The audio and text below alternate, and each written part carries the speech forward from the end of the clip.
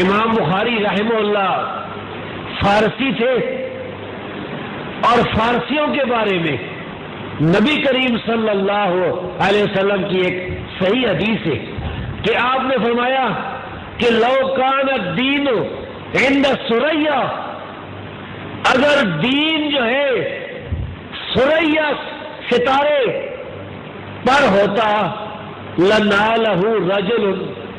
من ابناء فارس، تو فارسیوں میں سے ایک آدمی اس کو حاصل کر لیتا۔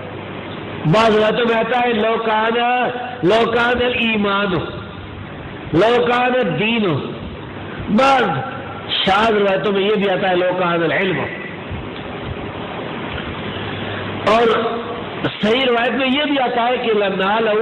رجال من آل فارس، کہ ایران والوں میں سے، فارسیوں میں سے بہت سے لوگ اس کو پا لیں گے۔ تو جس روایت میں رجل آتا ہے اس سے مراد امام بخاری، کیونکہ امام بخاری کا فارسی ہونا ایک حقیقت ہے۔